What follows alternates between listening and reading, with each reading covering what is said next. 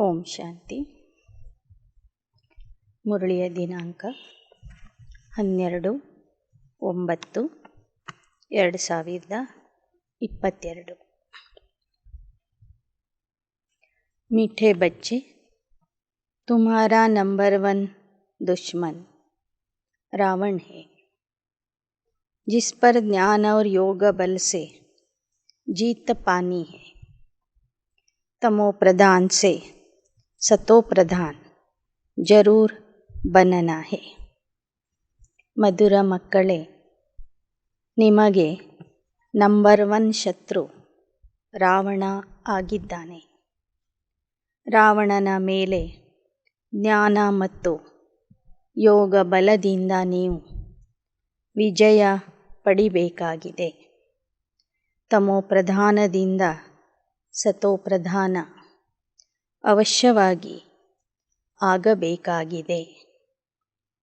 प्रश्न: महीनते महीन और गुह्य बात कौन सी है जो तुम बच्चों ने अभी समझी है? ಅತಿ ಮಹೀನವಾದಂತಹ ಗಹನವಾದಂತಹ ಮಾತು ಯಾವುದಾಗಿದೆ? ಅದನ್ನು ನೀವು ಈಗ ತಿಳ್ಕೊಂಡಿದ್ದೀರಿ.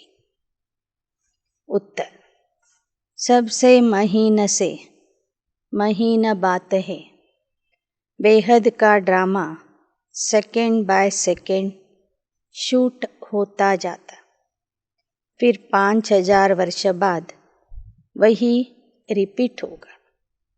जो कुछ होता है कल्प पहले भी हुआ था, ड्रामा अनुसार होता है. इसमें मूंझने की बात नहीं. जो कुछ होता है ನಥಿಂಗ್ ನ್ಯೂ. ಬಾಬಾ ಹೇಳ್ತಿದ್ದಾರೆ, ಅತಿ ಸೂಕ್ಷ್ಮವಾದ ಮಾತು ಅಂದರೆ ಬೇಹದ್ದಿನ ನಾಟಕದ ವಿಷಯ. ಕ್ಷಣ ಕ್ಷಣಕ್ಕೂ ಈ ನಾಟಕ ಪುನಃ ರಿಪೀಟ್ ಆಗ್ತಾ ಇದೆ. ಕಲ್ಪದ ಹಿಂದೆ ಏನು ನಡೆದಿತ್ತು ಅದೇ ಪುನಃ ನಡೀತಾ ಇದೆ. ಇದರಲ್ಲಿ ಸಂಶಯ ಬರಬಾರದು.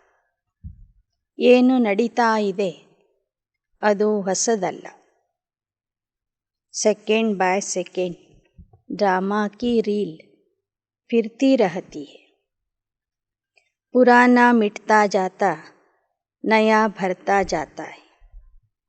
हम पार्ट बजाते जाते वही फिर शूट होता जाता है. ऐसी गुह्य बातें और कोई समझ न सके. क्षण क्षणಕ್ಕೂ ನಾಟಕ ಪುನಃ ಶೂಟ್ ಆಗ್ತಾ ಇದೆ, ಪ್ರಿಂಟ್ ಆಗ್ತಾ ಇದೆ. ಹಳೇದು ಅಳಿದು ಹೋಗ್ತಾ ಇದೆ, ಹೊಸದು ರೆಕಾರ್ಡ್ ಆಗ್ತಾ ಇದೆ. ನಾವು ಹೇಗೆ ಪಾರ್ಟ್ ಮಾಡ್ತಾ ಇದ್ದೇವೋ, ಪಾತ್ರ ಅಭಿನಯಿಸ್ತಾ ಇದ್ದೇವೋ, ಹಾಗೇ ಅದು ಶೂಟಿಂಗ್ ಆಗ್ತಾ ಇದೆ. ಈ ವಿಚಾರ ಬಹಳ ಸೂಕ್ಷ್ಮವಾದ ವಿಚಾರ ಆಗಿದೆ. ಇದು ಯಾರಿಗೂ ಅರ್ಥ ಆಗೋದಿಲ್ಲ. ಗೀತ್. ಓಂ ನಮಃ ಶಿವಾಯ. बच्चों ने गीत सुना. एक ही सहारा है दुख से छूटने का. गायन है दुख हरता सुख करता एक ही भगवान है. तो जरूर एक ने आकर सबका दुख हरा है और बच्चों को सुख शांति का वर्षा दिया है. इसलिए ಗಾಯನ್. ಮಕ್ಕಳು, ಈ ಹಾಡನ್ನು ಕೇಳಿದ್ದೀರಿ. ಎಲ್ಲರೂ ದುಃಖದಲ್ಲಿ ಇರುವಾಗ ಆಸರೆ ಕೊಡೋನು ಅವನೊಬ್ಬನೇ. ಅದಕ್ಕಾಗಿ ಗಾಯನ ಇದೆ, ದುಃಖ ಹರ್ತ ಸುಖ ಕರ್ತ. ಅಂದರೆ ಅವಶ್ಯವಾಗಿ ಅವನು ಬಂದು ಎಲ್ಲರ ದುಃಖ ಹರಣ ಮಾಡ್ತಾನೆ, ದೂರ ಮಾಡ್ತಾನೆ ಮತ್ತು ಮಕ್ಕಳಿಗೆ ಸುಖ ಶಾಂತಿಯ ಆಸ್ತಿ ಕೊಡ್ತಾನೆ. परंतु कल्प को उन्होंने बहुत लंबा चौड़ा बताने के कारण मनुष्य कुछ समझ नहीं सकते हैं. ಆದರೆ ಕಲ್ಪದ ಅವಧಿಯನ್ನು ಶಾಸ್ತ್ರದಲ್ಲಿ ಬಹಳ ಉದ್ದ ಅಗಲ ಮಾಡಿರುವ ಕಾರಣ ಮನುಷ್ಯರಿಗೆ ಯಾವ ವಿಚಾರನೂ ಅರ್ಥ ಆಗ್ತಿಲ್ಲ. तुम जानते हो बाप सुखधाम का वर्षा देते, रावण दुखधाम का वर्षा देते. सतयुग में है सुख, कलयुग में है दुख. यह किसकी बुद्धि में नहीं है कि दुख हरता सुख करता कौन है. ಬಾಬಾ ಹೇಳ್ತಾರೆ, ಪರಮಾತ್ಮ ಸುಖಧಾಮದ ಆಸ್ತಿ ಕೊಡ್ತಾನೆ, ರಾವಣ ದುಃಖಧಾಮದ ಆಸ್ತಿ ಕೊಡ್ತಾನೆ. ಸತ್ಯಯುಗ ಅಂದರೆ ಸುಖ, ಕಲಿಯುಗ ಅಂದರೆ ದುಃಖ. ದುಃಖಹರ್ತ ಸುಖಕರ್ತ ಯಾರು ಅನ್ನೋದು ಯಾರಿಗೂ ಗೊತ್ತೇ ಇಲ್ಲ. ಹೇಳ್ತಾರೆ, ಭಾರತ್ ಸತ್ಯುಗ್ ಥಾ, लक्ष्मी नारायण का राज्य था. कहते हुए भी जो शास्त्रों में सुना है कि वहाँ कंस जरासंधि रावण आदि थे, इसलिए कोई बात में ठहरते नहीं. ಭಾರತೀಯರು ಹೇಳ್ತಾರೆ, ಮೊದಲು ಭಾರತದಲ್ಲಿ ಸತ್ಯಯುಗ ಇತ್ತು, ಲಕ್ಷ್ಮೀನಾರಾಯಣರ ರಾಜ್ಯ ಇತ್ತು. ಇದನ್ನು ಹೇಳ್ತಿರ್ತಾರೆ. ಆದರೆ ಮತ್ತೆ ಆ ಕಥೆಗಳಲ್ಲಿ ಬರೆದಿದ್ದಾರೆ, ಕೃಷ್ಣನ ರಾಜ್ಯದಲ್ಲಿ ಕಂಸ ಜರಾಸಂಧ ಇತ್ಯಾದಿ ರಾಕ್ಷಸರೂ ಇದ್ದರು, ರಾಮನ ರಾಜ್ಯದಲ್ಲಿ ರಾವಣ ಇದ್ದ ಅಂಥೇಳಿ. ಆಗ ಅವರಿಗೆ ಇನ್ನಿಷ್ಟು ಸಂಶಯ ಬಂದ್ಬಿಡ್ತದೆ. ಸುಖಧಾಮದಲ್ಲಿ ದುಃಖ ಕೊಡುವ ರಾಕ್ಷಸರು ಹೇಗೆ ಬಂದರು, ಯಾಕೆ ಬಂದರು ಎಂಬ ವಿಚಾರ ಯಾರಿಗೂ ಅರ್ಥನೇ ಆಗ್ತಿಲ್ಲ. ಅಲ್ಲಿ ಇಂಥ ರಾಕ್ಷಸರು ಇರೋದಿಲ್ಲ ಅನ್ನೋದನ್ನು ಈಗ ಬಾಬಾ ಬಂದು ನಮಗೆ ತಿಳಿಸ್ತಾ ಇದ್ದಾರೆ. ತುಮ್ ಜಾನ್ತೆ ಹೋ ಯಹ ಸಬ್ ಖೇಲ್ ಹೈ, तुम्हारा और किसी दुश्मन की तरफ अटेंशन नहीं है. पहले पहले तुम्हारा दुश्मन रावण बनता है. जिसको तुम दुश्मन समझते हो वह किसकी बुद्धि में नहीं होगा. तुमको इस रावण दुश्मन पर जीत पानी, यही भारत का नंबर 1 दुश्मन है. ಈಗ ನಿಮಗೆ ತಿಳಿದಿದೆ, ಭಾರತದ ಪ್ರಥಮ ಶತ್ರು ರಾವಣ ಆಗಿದ್ದಾನೆ. ಅವನೇ ನಿಮ್ಮ ಶತ್ರು ಆಗಿದ್ದಾನೆ. ಸಂಗಮ ಯುಗದಲ್ಲಿ ನೀವು ಜ್ಞಾನ ಯೋಗದ ಬಲದಿಂದ ಆ ರಾವಣನನ್ನು ಜಯಿಸಬೇಕಾಗಿದೆ. ಶಿವ ಬಾಬಾ ಕಾ ಜನ್ಮ ಭಿ ಭಾರತ್ ಮೇ ಹೈ. ಯಹ परमात्मा की जन्मभूमि, इसलिए शिव जयंती भी मनाते. परंतु शिव ने आकर क्या किया वह किसको पता नहीं. तुम जानते हो भारत ऊंच ते ऊंच खंड था, धनवान ते धनवान, 100% हेल्दी वेल्दी और हैप्पी थे. और कोई धर्म इतने हेल्दी हो न सके. ಈಗ ನಿಮಗೆ ತಿಳಿದಿದೆ, ಭಾರತ ಶಿವತಂದೆಯ ಜನ್ಮಭೂಮಿಯಾಗಿದೆ. ಆದ್ದರಿಂದ ಭಾರತೀಯರು ಶಿವ ಜಯಂತಿ ಅಥವಾ ಶಿವರಾತ್ರಿಯ ಆಚರಣೆ ಮಾಡ್ತಾರೆ. ಆದರೆ ಪರಮಾತ್ಮ ಶಿವ ಬಂದು ಏನು ಮಾಡ್ತಾರೆ, ಹೇಗೆ ಮಾಡ್ತಾರೆ, ಹೇಗೆ ಈ ಭಾರತವನ್ನು ಸುಖ ಶಾಂತಿ ಸಂಪತ್ತಿನಿಂದ ಭರ್ಪೂರ ಮಾಡ್ತಾರೆ ಅನ್ನೋದು ಯಾರಿಗೂ ಗೊತ್ತಿಲ್ಲ. ಪರಮಾತ್ಮನೇ ಬಂದು ಈ ಭಾರತವನ್ನು 100ಕ್ಕೆ 100% ಹೆಲ್ದಿ, ವೆಲ್ದಿ ಮತ್ತು ಹ್ಯಾಪಿ ಭಾರತವನ್ನಾಗಿ ಮಾಡ್ತಾರೆ. देखो कैसे बैठ सुनाते हैं, अबलाए कुब्जाए साधारण व साहूकार लोग तो अपने धन की खुशी में, तुम हो गरीब थे गरीब, नहीं तो इतनी ऊंची पढ़ाई ऊंचे मनुष्यों को पढ़नी चाहिए, परंतु नहीं, पढ़ते हैं गरीब साधारण. तुम कुछ भी शास्त्र आदि नहीं पढ़े हो तो बहुत अच्छा है. बाप कहते जो कुछ सुना है पढ़ा है वह सब भूल जाओ.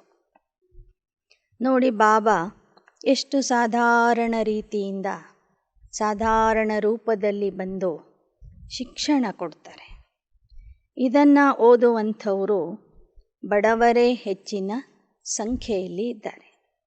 ಶ್ರೀಮಂತರಿಗೆ ತಮ್ಮ ಹಣದ ಬಗ್ಗೆ ನಶೆ ಇರ್ತದೆ. ವಾಸ್ತವಿಕವಾಗಿ ಇಂಥ ಶ್ರೇಷ್ಠವಾದಂಥ ವಿದ್ಯೆ ಕಲಿಸುವವನು ಶ್ರೇಷ್ಠಾತಿ ಶ್ರೇಷ್ಠ ಅಂದರೆ ಎಲ್ಲ ಶ್ರೇಷ್ಠ ಮನುಷ್ಯರು, ಉನ್ನತ ಮಟ್ಟದಲ್ಲಿ ಇರೋರು, ಶ್ರೀಮಂತರು ಬಂದು ಇದನ್ನು ಕಲಿಬೇಕಿತ್ತು. ಆದರೆ ನಾಟಕದ ಅನುಸಾರವಾಗಿ ಪರಮಾತ್ಮ ಕಲಿಸುವ ವಿದ್ಯೆಯನ್ನು ಬಡವರೇ ಕಲಿತಾರೆ. ಬಾಬಾ ಹೇಳ್ತಾರೆ, ನಾನು ಬಡವರ ಬಂಧು ಆಗಿದ್ದೀನಿ. ಈಗ ನಿಮಗೆ ಹೇಳ್ತೀನಿ, ನೀವು ಹಿಂದೆ ಏನೆಲ್ಲ ಓದಿದ್ದೀರಿ, ಕೇಳಿದ್ದೀರಿ, ಅದನ್ನು ಮರ್ತುಬಿಡಿ. ಹಮ್ ನೈ ಬಾತ್ ಸುನಾತೆ. अब नंबर 1 दुश्मन तुम्हारा रावण है, जिस पर तुम बच्चे जीत पाते. 5000 वर्ष पहले भी बाप ने राजयोग सिखाया था, जिससे राजाई प्राप्त की थी. आत्माओं को बाप कहते मुझे याद करो. भगवान है निराकार, उनको राजयोग सिखाने जरूर आना पड़ेगा. ब्रह्मा भी बूढ़ा है, बहुत जन्म के अंत में आते. भारत में गीता सुनाने वाले भी ढेर है, परंतु यह तुमको कोई नहीं कहेंगे कि विकारों रूपी रावण पर तुम्हें जीत पानी है. ಮಾಮೇಕಂ ಯಾದ್ ಕರೋ. ತಂದೆ ಬಂದು ಹೇಳ್ತಾರೆ, ರಾಜಯೋಗದ ಅಭ್ಯಾಸದಿಂದ ವಿಕಾರರೂಪಿ ರಾವಣನ ಮೇಲೆ ನೀವು ಜಯ ಗಳಿಸ್ರಿ. ಈ ಮಾತನ್ನು ಶಾಸ್ತ್ರ ಪುರಾಣ ಹೇಳುವಂಥವರು, ಭಕ್ತಿ ಮಾರ್ಗದ ಗೀತೆ ಹೇಳುವಂಥವರು ಯಾರೂ ಸಹ ಇದುವರೆಗೂ ಹೇಳಿಲ್ಲ. ಮಕ್ಕಳೇ, ನನ್ನನ್ನು ನೆನಪು ಮಾಡಿದರೆ ನೀವು ವಿಕಾರಗಳ ಮೇಲೆ ಜಯ ಗಳಿಸ್ತೀರಿ ಅನ್ನುವ ಮಾತು, ಮಾಮೇಕಂ ಯಾದ್ ಕರೋ ಅನ್ನುವ ಮಾತು ಇಲ್ಲಿಯ ತನಕ ಯಾರೂ ಸಹ ತಿಳಿಸಿಲ್ಲ. अब तुम्हारा अंतिम जन्म है, यहाँ ही सतो प्रधान बनना है. तुम बच्चे जानते हो, बाप हमें समझा रहे, वह ज्ञान का सागर पवित्रता का सागर है. इस समय तुमको भी बाप समान बनाते हैं. सतयुग में यह ज्ञान प्राय लोप हो जाएगा. ऐसे भी नहीं समझेंगे कि यह राज्य हमको परमात्मा ने दिया. अज्ञान काल में भी मनुष्य कहते सब कुछ ईश्वर ने दिया है, लेकिन वहाँ ऐसे भी नहीं समझते, प्रारब्ध भोगने लग पड़ते. ಬಾಬಾ ಹೇಳ್ತಾರೆ, ನಿಮಗೆ ಓದಿಸುವಂಥ ತಂದೆ ಜ್ಞಾನ ಸಾಗರ, ಪವಿತ್ರತೆಯ ಸಾಗರ ಆಗಿದ್ದಾರೆ. ನೀವೀಗ ಅವನ ಸಮಾನ ಆಗ್ತಾ ಇದ್ದೀರಿ. ಆದರೆ ಈ ಜ್ಞಾನ ನಿಮಗೆ ಸತ್ಯಯುಗದಲ್ಲಿ ನೆನಪಿರೋದಿಲ್ಲ. ಭಕ್ತಿ ಮಾರ್ಗದ ಜನನೂ ಹೇಳ್ತಾರೆ, ನಮಗೆ ಸಂಪತ್ತು, ಆಸ್ತಿ, ಆರೋಗ್ಯ, ಐಶ್ವರ್ಯ ಕೊಟ್ಟವನು ಪರಮಾತ್ಮ ಅಂತ. ಆದರೆ ಸತ್ಯಯುಗದ ದೇವತೆಗಳು ಆ ಥರನೂ ಹೇಳೋದಿಲ್ಲ. ಅವರು ಅಲ್ಲಿ ಬಂದ ಕೂಡಲೇ ತಮ್ಮ ಪ್ರಾರಬ್ಧವನ್ನು ಅನುಭವಿಸ್ಲಿಕ್ಕೆ ಶುರು ಮಾಡ್ತಾರೆ. ಈಶ್ವರನ ಹೆಸರೇ ಅವರಿಗೆ ಗೊತ್ತಿರೋದಿಲ್ಲ. ईश्वर का नाम याद रहे तो यह भी याद हो कि कब दिया था, क्या हुआ, कुछ भी पता नहीं है.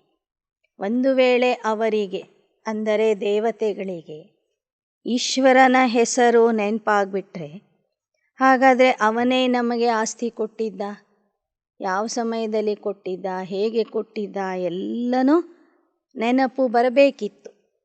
ಆದರೆ ಸತ್ಯಯುಗದಲ್ಲಿ ಯಾರಿಗೂ ಸಹ ಈಶ್ವರನ ನೆನಪೇ ಬರೋದಿಲ್ಲ. ಈ ಜ್ಞಾನದ ಸ್ಮೃತಿಯು ಇರೋದಿಲ್ಲ. वहाँ धन तो अपार रहता है, ಏರೋಪ್ಲೇನ್ ಆದಿ ಹೋತೆ ಹೇ ಫುಲ್ ಪ್ರೂಫ್. ಅಲ್ಲಿ ಅಪಾರವಾದ ಹಣ ಇರುತ್ತೆ, ಎಲ್ಲ ಸುಖದ ಸಾಧನಗಳು ಇರ್ತವೆ, ವಿಮಾನಗಳು ಇರ್ತವೆ. ಆದರೆ ಯಾವತ್ತೂ ಆಕ್ಸಿಡೆಂಟ್ ಆಗೋದಿಲ್ಲ, ಅಪಘಾತ ಆಗೋದಿಲ್ಲ. अब तुम बच्चे किस धुन में हो, नई दुनिया की धुन में. यह राजयोग बाप के सिवाय कोई सिखला न सके. बाप कहते, मैंने इनमें प्रवेश किया, इनका नाम ब्रह्मा रखा. तुम बच्चों के नाम भी आए थे ना, कितने फर्स्ट क्लास नाम रखे थे. बाबा तो इतने नाम भी याद नहीं कर सकते. तो देखो दुनिया में कितना हंगामा मचाते रहते. ಬಾಬಾ ಹೇಳ್ತಾರೆ, ನಾನು ಇವರ ಸಾಧಾರಣ ದೇಹದಲ್ಲಿ ಪ್ರವೇಶ ಮಾಡ್ತೀನಿ. ಇವರಿಗೆ ಪ್ರಜಾಪಿತ ಬ್ರಹ್ಮ ಅಂತ ಹೊಸದಾಗಿ ನಾಮಕರಣ ಮಾಡ್ತೀನಿ. ಆ ಸಮಯದಲ್ಲಿ ಬಂದಂತಹ ಎಲ್ಲ ಮಕ್ಕಳಿಗೂ ಸಹ ಬಾಬಾ ಹೇಳ್ತಾರೆ, ನಾನು ಹೊಸ ಹೊಸ ಹೆಸರನ್ನು ಕೊಟ್ಟಿದ್ದೆ. ಆದರೆ ಅಂಥವರು ಸಹ ಇವತ್ತು ಯಜ್ಞ ಬಿಟ್ಟು ಹೋಗಿಬಿಟ್ಟಿದ್ದಾರೆ. ಅಬ್ ದುನಿಯಾ ಮೇ ದೇಖೋ ಕಿತನಿ ಅಶಾಂತಿ, ತುಮಕೋ ಶಾಂತಿ ಮೇ ಬೈಠ್ ಬಾಪ್ ಕೋ ಯಾದ್ ಕರ್ನಾ ಹೇ. यह मोस्ट बिलीवेड माता पिता है जो कहते, बच्चे इस काम पर पहले तुम जीत पहनो. इसलिए रक्षाबंधन का त्यौहार चला आता है. यह पवित्रता की राखी तुम बांधते हो. सत्य त्रेता में यह त्यौहार आदि नहीं मनाई. ಬಾಬಾ ಹೇಳ್ತಾರೆ, ನಾನು ನಿಮ್ಮ ಪ್ರೀತಿಯ ತಂದೆ, ಬ್ರಹ್ಮ ಬಾಬಾ ತಾಯಿ, ನಾವಿಬ್ಬರೂ ಹೇಳ್ತಾ ಇದ್ದೀವಿ, ನೀವು ಕಾಮವಿಕಾರದ ಮೇಲೆ ಜಯ ಗಳಿಸ್ರಿ. ಈ ರಕ್ಷಾಬಂಧನ ಪವಿತ್ರತೆಯ ಹಬ್ಬ ಆಗಿದೆ. ನೀವು ಪವಿತ್ರತೆಯ ರಾಖಿಯನ್ನು ಕಟ್ಕೊಂಡಿದ್ದೀರಿ. ಈ ರಕ್ಷಾಬಂಧನದ ಹಬ್ಬ ಆಗಲಿ, ಶಿವರಾತ್ರಿಯ ಹಬ್ಬ ಆಗಲಿ ಸತ್ಯತ್ರೇತಾಯುಗದಲ್ಲಿ ಇರೋದಿಲ್ಲ. ಫಿರ್ ಭಕ್ತಿ ಮಾರ್ಗಮೇ ಶುರು ಹೋಗಿ. ನಾವೇನು ಭಾರತದಲ್ಲಿ ಇಡೀ ವರ್ಷ ಒಂದಿಲ್ಲ ಒಂದು ಹಬ್ಬವನ್ನು ಮಾಡ್ತಾನೇ ಇರ್ತೀವಿ, ಅನೇಕ ಹಬ್ಬಗಳನ್ನು ಆಚರಿಸ್ತೀವಿ. ಆದರೆ ಸತ್ಯತ್ರೇತಾಯುಗದಲ್ಲಿ ಇಂತಹ ಹಬ್ಬಗಳು ಇರೋದಿಲ್ಲ. ಬಾಪ್ ಇಸ್ ಸಮಯ ಪ್ರತಿಜ್ಞಾ ಕರಾತೆ ಪವಿತ್ರತಾ. ಈ ಹಬ್ಬಗಳು ಮತ್ತೆ ಭಕ್ತಿ ಮಾರ್ಗದಿಂದ ಶುರು ಆಗ್ತವೆ. ಈಗ ಸಂಗಮ ಯುಗದಲ್ಲಿ ಬಾಬಾ ನಿಮ್ಮ ಮೂಲಕ ಪವಿತ್ರತೆಯ ಪ್ರತಿಜ್ಞೆ ಮಾಡಿಸ್ತಾರೆ. ಮುझे ಯಾದ್ ಕರೋ ಪವಿತ್ರ ಬನೋ, ಇಸ ಯೋಗ ಅಗ್ನಿ ಸೆ ಪಾಪ ದಗ್ಧ ಹೋಂಗೆ. ಒಂದೇ ಒಂದು ವಿಚಾರವನ್ನು ಆಗಾಗ ಬಾಬಾ ಹೇಳ್ತಾನೇ ಇರ್ತಾರೆ. ಮೊದಲನೇದು ಪವಿತ್ರ ಆಗ್ರಿ, ಎರಡನೇದು ನನ್ನನ್ನು ನೆನಪು ಮಾಡಿ. ಈ ಯೋಗ ಅಗ್ನಿಯಿಂದ ನಿಮ್ಮ ಪಾಪಗಳು ಭಸ್ಮ ಆಗ್ತವೆ. ತುಮಕೋ ತಮೋ ಪ್ರಧಾನ್ ಸೆ ಸತೋ ಪ್ರಧಾನ್ बनना है. कोई तो नापास भी हो जाते हैं. जिसकी निशानी राम को दिखाई, बाकी कोई ಹಿಂಸಾ ಕಿ ಬಾತ್ ನಹಿ. ನಾವೀಗ ತಮೋ ಪ್ರಧಾನದಿಂದ ಸತೋ ಪ್ರಧಾನ ಆಗ್ತಾ ಇದೆ. ಈ ಪರೀಕ್ಷೆಯಲ್ಲಿ ಕೆಲವರು ನಪಾಸಾಗಿ ಬಿಡ್ತಾರೆ, ಫೇಲ್ ಆಗ್ತಾರೆ. ನಪಾಸಾದವರ ಕೈಯಲ್ಲಿ ಬಿಲ್ಲು ಬಾಣ ತೋರಿಸಿದ್ದಾರೆ. ನಪಾಸಾದವರೆಲ್ಲರೂ ಎರಡನೇ ಯುಗ ಅಂದರೆ ತ್ರೇತಾಯುಗದ ರಾಮನ ರಾಜ್ಯದಲ್ಲಿ ಬರ್ತಾರೆ. ಆದರೆ ತ್ರೇತಾಯುಗದವರು ಸಹ ಯಾವುದೇ ರೀತಿಯ ಹಿಂಸೆ ಮಾಡೋದಿಲ್ಲ, ಯುದ್ಧ ಮಾಡೋದಿಲ್ಲ. ಆದರೆ ಯುದ್ಧದ ಗುರುತನ್ನು, ಬಿಲ್ಲು ಬಾಣವನ್ನು ರಾಮನ ಕೈಯಲ್ಲಿ ಯಾಕೆ ತೋರಿಸಿದರೆ ಅಂದರೆ ಸಂಗಮ ಯುಗದಲ್ಲಿ ಅವರು ಮಾಯೆಯ ಮೇಲೆ ಸಂಪೂರ್ಣವಾಗಿ ವಿಜಯ ಪಡೆದಿಲ್ಲ. ಮಾಯೆ ಜೊತೆಗೆ ಯುದ್ಧ ಮಾಡ್ತಾನೆ ದೇಹ ಬಿಟ್ಟು ಹೋದರು, ನಪಾಸಾದರು ಅಂತರ್ಥ. ಮಾಯಾ ಪರ್ ಸಂಪೂರ್ಣ ವಿಜಯಿ ನಹಿ ಬನೆ. ಜೋ ಜೀತ್ नहीं पाते वो नापास हो पड़ते. 16 कला के बदले 14 कला बन पड़ते. ಯಾರು ಸಂಗಮ ಯುಗದಲ್ಲಿ ಸಂಪೂರ್ಣ ವಿಜಯಿ ಆಗೋದಿಲ್ಲ ಅವರು ನಪಾಸಾಗಿ ಬಿಡ್ತಾರೆ. 16 ಕಲಾ ಸಂಪೂರ್ಣ ಆಗೋದರ ಬದಲಾಗಿ 14 ಕಲಾ ಸಂಪನ್ನ ಆಗ್ತಾರೆ. वैसे फिर राजधानी में भी नंबरवार पद होगा. ब्रह्मा कुमार कुमारी कहलाते वही है जो वर्षे के हकदार बनते. इसमें भी जितना पुरुषार्थ करेंगे कराएंगे उतना ही पाएंगे.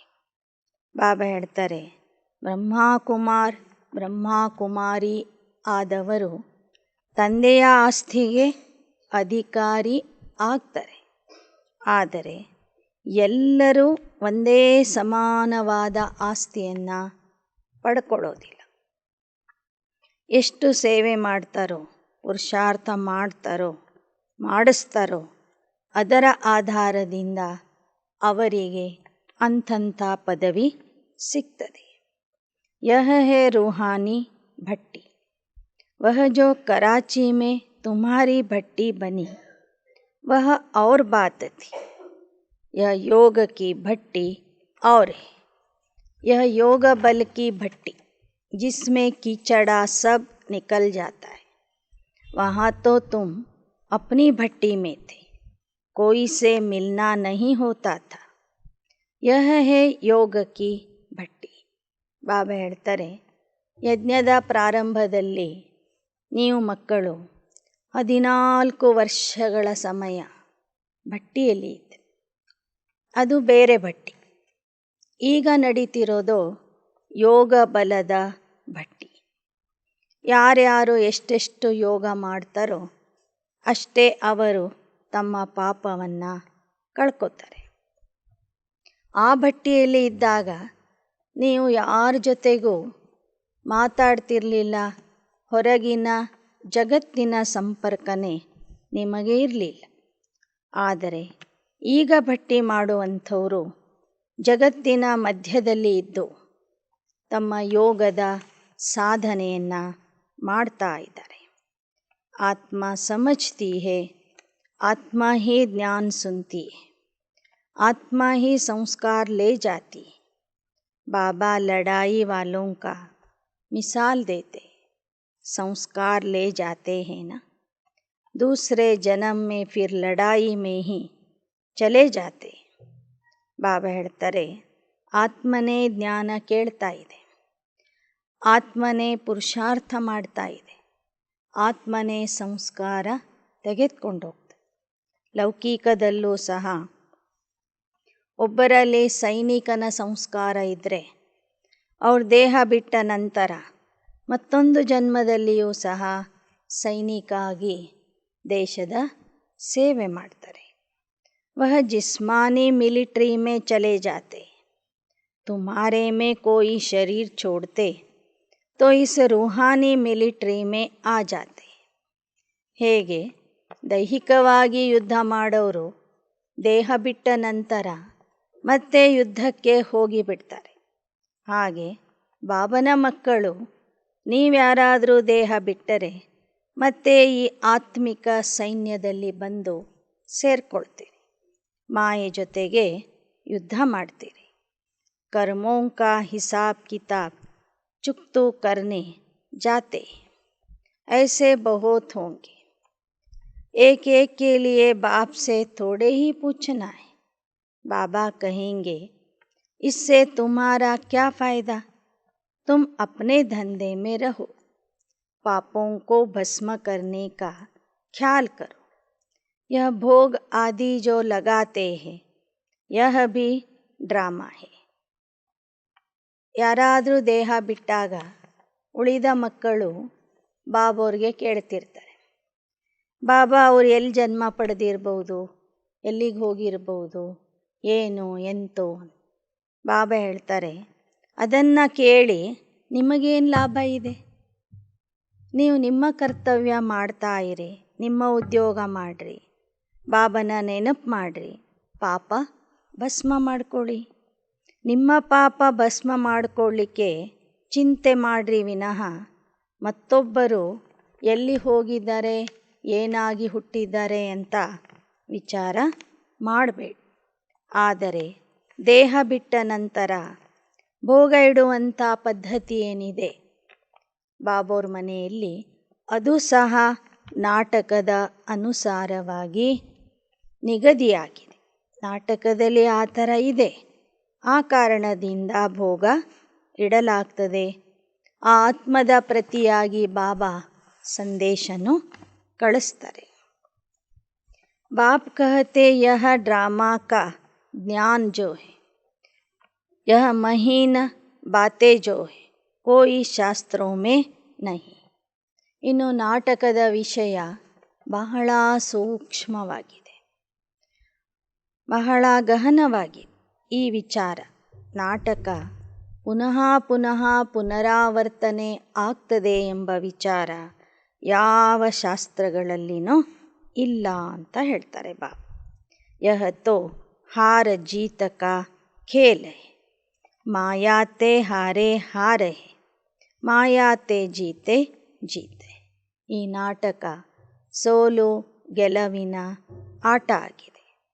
ಮಾಯೆಗೆ ಸೋತಾಗ ನೀವು ಸೋಲ್ತೀರಿ, ಮಾಯೆಯ ಮೇಲೆ ವಿಜಯಿಯಾದಾಗ ನೀವು ಪ್ರಕೃತಿಯ ಮೇಲೇನೂ ವಿಜಯಿಯಾಗ್ತೀರಿ. वास्तव में माया 5 विकारों को कहा जाता. कोई के पास धन होगा तो कहेंगे इनके पास माया बहुत है. यह भी किसको पता नहीं, अब कहाँ प्रकृति कहाँ माया, अलग अलग ಅರ್ಥ है. ಲೌಕಿಕದಲ್ಲಿ ಜನ ಸಂಪತ್ತಿಗೆ ಮಾಯೆ ಅಂತ ಹೇಳ್ತಾರೆ, ಆದರೆ ಬಾಬಾ ಹೇಳ್ತಾರೆ ಸಂಪತ್ತು ಅಂದರೆ ಮಾಯೆ ಅಲ್ಲ, 5 ವಿಕಾರಗಳಿಗೆ ಮಾಯೆ ಅಂತ ಹೇಳಲಾಗ್ತದೆ. ಈ ವಿಚಾರ ಲೌಕಿಕದ ಜನರಿಗೆ ಗೊತ್ತಿಲ್ಲ. मैगजीन में भी लिख सकते हो कि भारतवासियों का नंबर 1 दुश्मन रावण है, जिसने दुर्गति को पहुँचाया है. ನೀವು ಮಾಸಪತ್ರಿಕೆಗಳಲ್ಲಿ ಬರೆದು ಹಾಕ್ಬೋದು, ಭಾರತೀಯರ ನಂಬರ್ 1 ಶತ್ರು ರಾವಣ ಆಗಿದ್ದಾನೆ. ಆ ರಾವಣನೇ ಭಾರತೀಯರನ್ನು ದುರ್ಗತಿಗೆ ತಂದು ತಲುಪಿಸಿದ್ದಾನೆ. रावण राज्य शुरू होने से भक्ति शुरू हो जाती. ब्रह्मा की रात भक्ति में धक्के खाने पड़ते. ब्रह्मा का दिन चढ़ती कला, ब्रह्मा की रात उतरती कला. ಬಾಬಾ ಹೇಳ್ತಾರೆ, ರಾವಣ ರಾಜ್ಯದ ಪ್ರಾರಂಭದಿಂದ ಭಕ್ತಿಯ ಪ್ರಾರಂಭನೂ ಆಗ್ತದೆ. ರಾವಣ ರಾಜ್ಯ ಅಂದರೆ ಬ್ರಹ್ಮನ ರಾತ್ರಿ, ಅಂದರೆ ಭಕ್ತಿ ಮಾರ್ಗ. ಭಕ್ತಿ ಮಾರ್ಗದಲ್ಲಿ ಅಲೆದಾಟ ಇದೆ. ರಾಮನ ರಾಜ್ಯ ಅಂದರೆ ಬ್ರಹ್ಮನ ಹಗಲು, ಅಲ್ಲಿ ಅಲೆದಾಟ ಇಲ್ಲ, ಅದು ಏರುವ ಕಲೆಯಾಗಿದೆ. बाप श्रीमत देते श्रेष्ठ बनने के लिए, बच्चे मुझे याद करो. विक्रमाजीत बनने का और कोई उपाय है नहीं. ಈಗ ಬಾಬಾ ಶ್ರೀಮತ ಕೊಡ್ತಾರೆ, ಮಕ್ಕಳೇ ನನ್ನನ್ನು ನೆನಪು ಮಾಡಿರಿ. ವಿಕ್ರಮಾಜೀತ ಆಗಲಿಕ್ಕೆ ಬೇರೆ ಉಪಾಯನೇ ಇಲ್ಲ. तुमको भक्ति के धक्कों से छुड़ाते, अब रात पूरी होती प्रभात होनी. ದಿನಮಾನ ಸುಖ, ರಾತಮಾನ ದುಃಖ. ಬಾಬಾ ಹೇಳ್ತಾರೆ, ನಿಮಗೆ ಭಕ್ತಿಯ ಅಲೆದಾಟದಿಂದ ಮುಕ್ತ ಮಾಡ್ತೀನಿ. ಈಗ ಹಗಲು ಪ್ರಾರಂಭವಾಗಲಿದೆ. ಹಗಲು ಅಂದರೆ ಸುಖ, ರಾತ್ರಿ ಅಂದರೆ ದುಃಖ. बाप सब राज बताकर तुमको त्रिकालदर्शी बनाते. अब जो जितना पुरुषार्थ करे, बीज और झाड़ को जानना है. बाप कहते बच्चे अब टाइम थोड़ा है. ಈ ಎಲ್ಲ ರಹಸ್ಯಗಳನ್ನು ಮಕ್ಕಳಿಗೆ ತಿಳಿಸಿ ಬಾಬಾ ಮಕ್ಕಳನ್ನು ತ್ರಿಕಾಲದರ್ಶಿಯನ್ನಾಗಿ ಮಾಡ್ತಾರೆ. ಈಗ ಸಮಯ ಬಹಳ ಕಡಿಮೆ ಇದೆ. गाया भी जाता एक घड़ी आधी घड़ी. तुम बाप को याद करने लग जाओ, फिर चार्ट को बढ़ाते जाओ. देखना है कि हम बाबा को कितना याद करते. बाप तो सिखलाने वाला है, पुरुषार्थ हमको करना है. ಬಾಬಾ ಹೇಳ್ತಾರೆ, ಎಷ್ಟೆಷ್ಟು ಸಾಧ್ಯವೋ, ಯಾವಾಗ ಸಮಯ ಸಿಗುತ್ತೋ ಆಗಾಗ ಅರ್ಧ ಗಂಟೆ 1 ಗಂಟೆ ಬಾಬವ್ರನ್ನ ನೆನಪು ಮಾಡ್ತಾ ಹೋಗ್ರಿ. ನಿಮ್ಮ ಚಾರ್ಟನ್ನು ಬೆಳೆಸ್ತಾ ಹೋಗ್ರಿ. ಬಾಬಾ ಜ್ಞಾನ ಹೇಳುವಂಥವ್ರು, ಶಿಕ್ಷಣ ಕೊಡುವಂಥವ್ರು, ಓದುವಂಥವರು ನಾವು ಮಕ್ಕಳು. ಪುರುಷಾರ್ಥ ನಾವು ಮಾಡಬೇಕು. बाप तो पुरुषार्थ कराने वाला है. बच्चे बच्चे कहते रहते, उनके तो सब आत्माएं बच्चे हैं. फिर ब्रह्मा कुमार कुमारी भाई बहन हो गए. वर्षा दादे से मिलता है. ईश्वरीय औलाद. फिर प्रजापिता ब्रह्मा मुख द्वारा ब्राह्मण बने. फिर देवता वर्ण में जाएंगे. आत्मा समझती है शिव बाबा हमारा बाप है. मैं स्टार हूँ तो हमारा बाप भी स्टार है. आत्मा कोई छोटी बड़ी नहीं होती. ಈಗ ನಮಗೆ ತಿಳಿದಿದೆ, ಶಿವಬಾಬಾ ನಮಗೆ ತಂದೆ ಆಗಿದ್ದಾರೆ. ನಾವು ಹೇಗೆ ನಕ್ಷತ್ರ ಆಗಿದ್ದೇವೆಯೋ ಹಾಗೆ ಬಾಬನೂ ಸಹ ನಮ್ಮಂತೆ ನಕ್ಷತ್ರ ಆಗಿದ್ದಾರೆ. ಆತ್ಮದ ಆಕಾರ ಚಿಕ್ಕದು ದೊಡ್ಡದು ಆಗೋದಿಲ್ಲ. ಬಾಬನು ಅಷ್ಟೇ ಆಕಾರದಲ್ಲಿರುವಂತಹ ನಕ್ಷತ್ರ ಆಗಿದೆ. ಆದರೆ ಉನ್ಮೇ ಜ್ಞಾನ ಭರಾ ಹೈ, ಉನ್ಕೋ ಫಾದರ್ ಕಹತೆ. ಆದರೆ ಆ ತಂದೆಯಲ್ಲಿ ಸಂಪೂರ್ಣ ಜ್ಞಾನ ಅಡಗಿದೆ. ಅವನು ತಂದೆ, ನಾವು ಮಕ್ಕಳಾಗಿದ್ದೇವೆ. ಬಾಕಿ ಐಸೆ ನಹಿ, ईश्वर में कोई ऐसी शक्ति है जो दीवार तोड़ देंगे, नहीं. वह तो राजयोग सिखलाते. ಈಶ್ವರ ಅಂದರೆ ಅವನು ಗೋಡೆಗಳನ್ನು ಒಡೆದು ಹಾಕೋದಿಲ್ಲ. ಅಂಥ ದೈಹಿಕ ಶಕ್ತಿ ಇಲ್ಲ ಅವನಲ್ಲಿ. ಆದರೆ ಅವನಲ್ಲಿ ರಾಜಯೋಗ ಕಲಿಸುವಂಥ ಶಕ್ತಿ ಇದೆ. ಆತ್ಮರನ್ನು ಪಾವನ ಮಾಡುವಂಥ ಶಕ್ತಿ ಇದೆ. बाप बच्चों को ओबीडियंट सेवक कहलाते. लौकिक में भी बाप बच्चों पर बलि चढ़ते हैं ना, तो बड़ा कौन हो. ಬಾಬಾ ಮಕ್ಕಳಿಗೆ ಹೇಳ್ತಾರೆ, ನಾನು ನಿಮ್ಮ ಸೇವಕ, ಆಜ್ಞಾಧಾರಿ ಸೇವಕ ಅಂತ. ಲೌಕಿಕದಲ್ಲೂ ಸಹ ತಂದೆ ಆದವರು ಮಕ್ಕಳ ಸೇವೆ ಮಾಡ್ತಾರೆ. ತೋ ಬಡಾ ಕೌನ್ ಹುವಾ, ಬಾಪ್ ಯಾ ಬಚ್ಚೆ? ಹಾಗಾದರೆ ಯಾರು ದೊಡ್ಡವರು? ತಂದೆ ದೊಡ್ಡವರು, ಮಕ್ಕಳು ದೊಡ್ಡವರು. ತಂದೆನೇ ಮಕ್ಕಳ ಸೇವೆ ಮಾಡ್ತಾರಂದಮೇಲೆ ದೊಡ್ಡವರು ಯಾರು? ಬಾಪ್ ಸಬ್ ಕುछ बच्चों को देते, फिर भी बच्चा छोटा है, इसलिए रिगार्ड रखना होता है. ಬಾಬಾ ಮಕ್ಕಳ ಸೇವೆನೇ ಮಾಡಲಿ, ತಮ್ಮ ಸಂಪೂರ್ಣ ಆಸ್ತಿಯನ್ನು ಮಕ್ಕಳಿಗೆ ಕೊಡಲಿ. ಏನೇ ಮಾಡಿದ್ರೂ ಮಕ್ಕಳು ಅಂದರೆ ಚಿಕ್ಕವರು, ತಂದೆ ಅಂದ್ರೇ ದೊಡ್ಡವರು. ಮಕ್ಕಳು ತಂದೆಗೆ ಗೌರವ ಕೊಡಬೇಕು. ಬಾಪ್ ಬಲಿ ಚढ़ते वर्षा देते तो बड़ा बच्चा हुआ ना, परंतु बाप का रिगार्ड तो जरूर रखना होता है. बाप के आगे पहले बच्चों को बलि चढ़ना है, तब बाप 21 बार ಬಲಿ ಚढ़ेंगे. ಬಾಬಾ ಹೇಳ್ತಾರೆ, ನಾನು 21 ಜನ್ಮಕ್ಕಾಗಿ ಆಸ್ತಿಯ ಸಮೇತ ನಿಮಗೆ ಬಲಿ ಆಗ್ತೀನಿ. ಆದರೆ ನೀವು 1 ಜನ್ಮ ನನಗೆ ಬಲಿ ಆಗಬೇಕು, ನನಗೆ ಗೌರವ ಕೊಡಬೇಕು. ಆಗ 21 ಜನ್ಮ ನಾನು ನಿಮಗೆ ಅರ್ಪಣೆ ಆಗ್ತೀನಿ.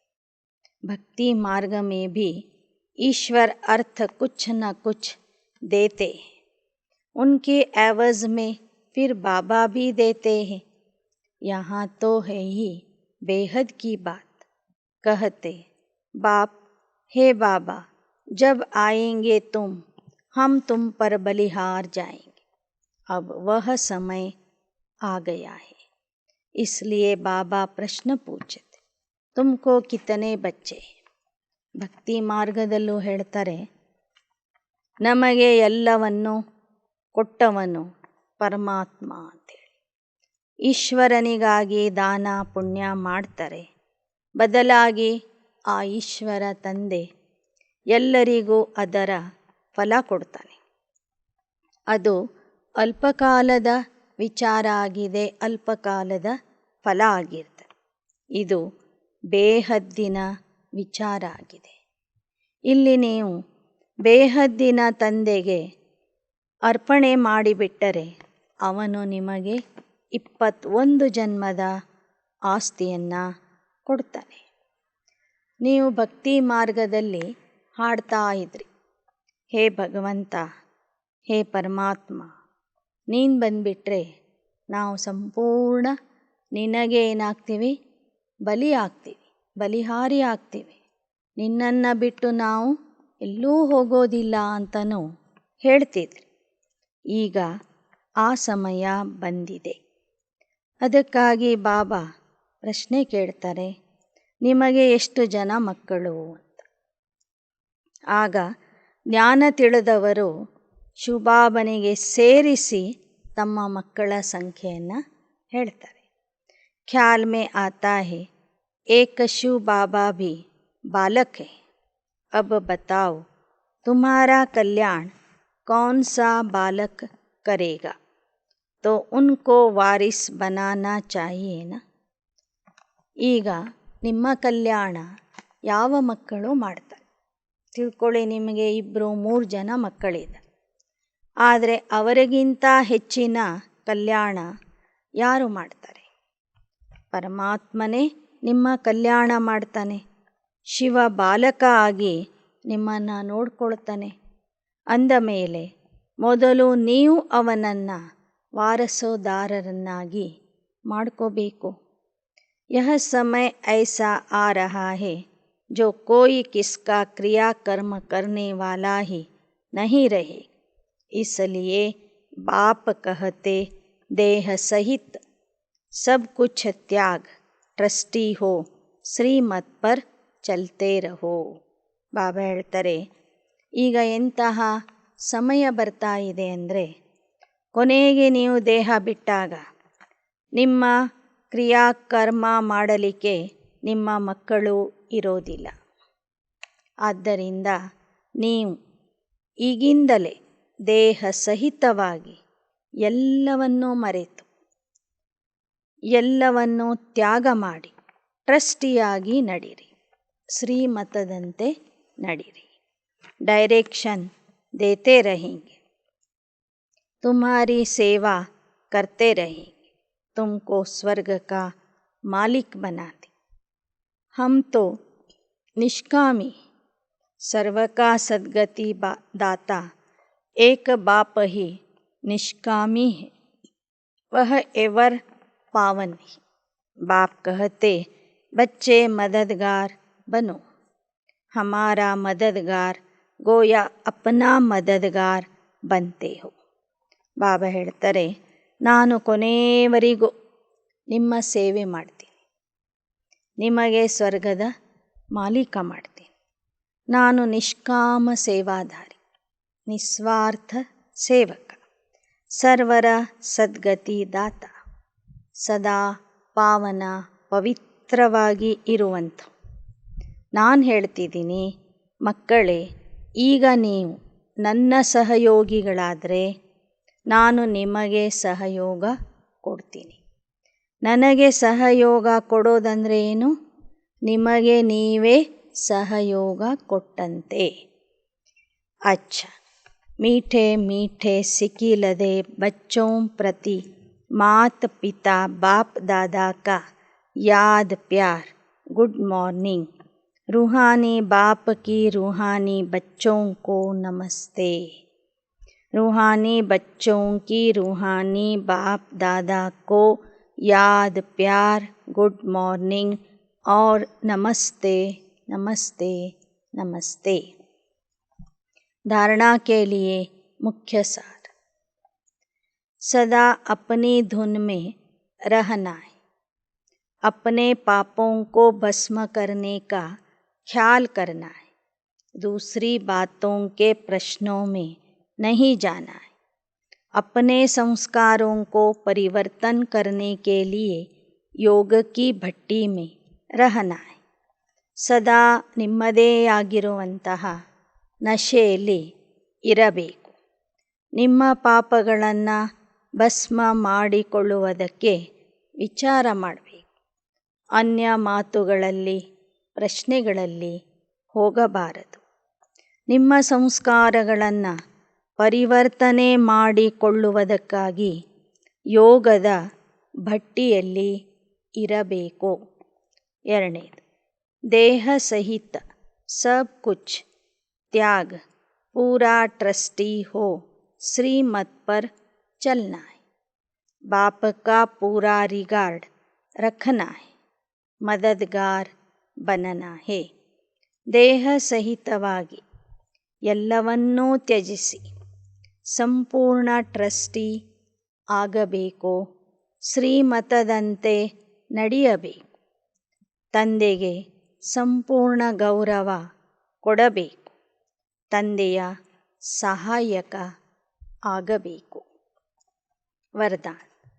मेरे पन के अधिकार को समाप्त कर क्रोध व अभिमान पर विजयी बनने वाले कर्म बंधन मुक्त भव.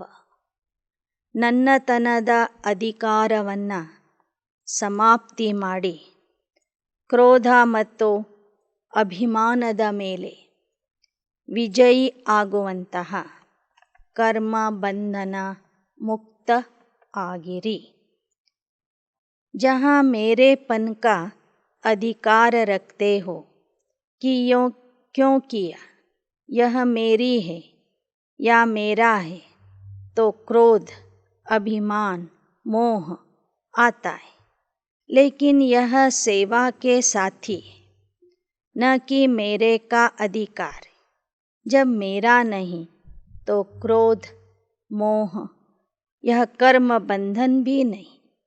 तो कर्म बंधनों से मुक्त होने के लिए एक बाप को अपना संसार बना लो. एक बाप दूसरा न कोई. एक बाप ही संसार बन गया तो कोई आकर्षण नहीं. कोई कमज़ोर संस्कारों का भी बंधन नहीं। सब मेरा मेरा एक मेरे बाप में ಸಮ ಜಾತಾ ಹೈ. ಎಲ್ಲಿ ನನ್ನತನದ ಅಧಿಕಾರ ಇರ್ತದೆ, ಇವು ನನ್ನವರು, ಇವು ನನ್ನ ವಿದ್ಯಾರ್ಥಿಗಳು, ಇವು ನನ್ನ ಸಾಥಿಗಳು ಎಂಬ ನಾನು ಮತ್ತು ನನ್ನತನ ಬರ್ತದೆ, ಅಲ್ಲಿ ಕ್ರೋಧ, ಮೋಹ, ಅಭಿಮಾನ ಎಲ್ಲವೂ ಬಂದ್ಬಿಡ್ತದೆ.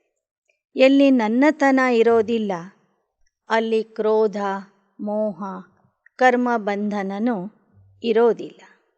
ಕರ್ಮ ಬಂಧನದಿಂದ ಮುಕ್ತ ಆಗುವುದಕ್ಕಾಗಿ ಸದಾ ಒಬ್ಬ ತಂದೆಯೇ ನಿಮ್ಮ ಸಂಸಾರ ಅಂತ ತಿಳ್ಕೊಳ್ಳಿ. ಒಬ್ಬ ತಂದೆಯ ವಿನಃ ಬೇರೆ ಯಾರೂ ಇಲ್ಲ ಅಂತ ತಿಳ್ಕೊಳ್ಳಿ. ಆಗ ಯಾವುದೇ ಆಕರ್ಷಣೆ ನಿಮ್ಮನ್ನು ತನ್ನ ಕಡೆಗೆ ಎಳೆಯೋದಿಲ್ಲ. ದುರ್ಬಲ ಸಂಸ್ಕಾರಗಳ ಬಂಧನ ನಿಮ್ಮಲ್ಲಿ ಇರೋದಿಲ್ಲ. ಆಗ ನಾನು ನಾನು ನನ್ನದು ಎನ್ನುವಂಥದ್ದು ತಂದೆಯಲ್ಲಿ ಸಮಾವೇಶ ಆಗಿಬಿಡ್ತದೆ. ಎಲ್ಲವೂ ತಂದೆದು ಅಂತ ಹೇಳಬೇಕು ವಿನಃ ನಂದು ಅಂತ ಹೇಳಬಾರದು. ಆ ಥರ ತಿಳ್ಕೊಳ್ಳಬಾರದು. ವಿದ್ಯಾರ್ಥಿ ಬಾಬೋರ್ ವಿದ್ಯಾರ್ಥಿಗಳು, ಸೇವಾ ಕೇಂದ್ರ ಬಾಬನ ಸೇವಾ ಕೇಂದ್ರ, ಅಲ್ಲಿರುವ ವಸ್ತುಗಳು ಬಾಬನ ವಸ್ತುಗಳು. ಹೀಗೆ ನನ್ನತನವನ್ನು ಬಿಟ್ಟು ಎಲ್ಲವೂ ತಂದೆದು ಅಂತ ತಿಳ್ಕೊಂಡಾಗ ಅಲ್ಲಿ ನೀವು ಕರ್ಮ ಬಂಧನ ಮುಕ್ತ ಆಗಿಬಿಡ್ತೀರಿ. ಶ್ಲೋಗನ್. ಮಾಸ್ಟರ್ ಸರ್ವಶಕ್ತಿಮಾನ್ ವಹ ಹೈ जो समय प्रमाण हर गुण हर शक्ति को कार्य में लगाए. ಮಾಸ್ಟರ್ ಸರ್ವಶಕ್ತಿಮಾನ್ ಯಾರು ಅಂದರೆ ಯಾರು ಸಮಯದ ಅನುಸಾರವಾಗಿ ಪ್ರತಿಯೊಂದು ಗುಣ ಶಕ್ತಿಯನ್ನು ಕಾರ್ಯರೂಪದಲ್ಲಿ ತರುವಂಥವರು. ಅಚ್ಚ. ಓಂ ಶಾಂತಿ, ಓಂ ಶಾಂತಿ, ಓಂ ಶಾಂತಿ.